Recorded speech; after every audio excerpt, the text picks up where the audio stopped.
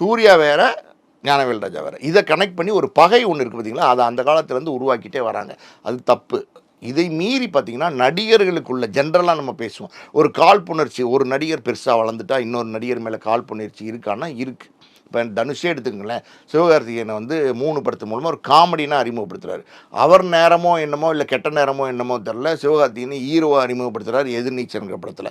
அந்த படத்தில் நாயன்தாரா வந்து தனுஷோடைய இன்ஃப்ளூயன்ஸில் ஒரு பாட்டு வந்து நடிச்சு கொடுங்கங்கிறாரு. அவங்க வந்து ஆடி கொடுக்குறாங்க சிவகார்த்திகேயனோட. சிவகார்த்திகேயன் பார்த்தீங்கன்னா அடுத்து அன்சிகா மோத்வானி இன்னும் பெரிய பெரிய ஸ்டாரோட நடித்து பெரிய பெரிய லெவலில் வந்து ஒரு பெரிய ஹீரோவான இடத்துல வந்து சிவகார்த்திகேயன் இன்னைக்கு உட்காந்துட்டாரு.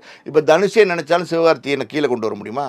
எதுக்கு உதாரணம் சொல்கிறேன்னா, ஒரு வளர்த்து விட்டவனே நினைச்சாலும் ஒரு வளர்ச்சியை தடுக்க முடியாது. இப்போ சந்தானத்தை வந்து சிம்பு அறிமுகப்படுத்தினார். இப்போ சந்தானம் இவ்வளோ பெரிய வளர்ச்சி அடைஞ்சு இன்னைக்கு ஒரு பெரிய காமெடி நடிகனாக இருக்காரு. அவரும் ஹீரோவாலாம் நிறைய படங்கள் நடிச்சிட்டு இருக்காரு. இப்போ சிம்பு நடித்தா சந்தானத்தை தடுத்துட முடியுமா? முடியாதுங்க. யாருடைய வளர்ச்சியும் யாரையும் தடுக்க முடியாது. அதாவது உள்ளுக்குள்ளே ஒரு காழ்ப்புணர்ச்சி, ஒரு வெறுப்பு இதெல்லாம் இருக்குது, பொறாமை இதெல்லாம் இருக்குது, இல்லைன்னு நம்ம சொல்ல முடியாது.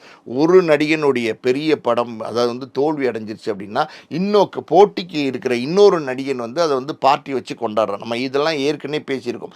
இந்த மனநிலையில் சினிமாவில் இருக்கானா? சினிமாவில்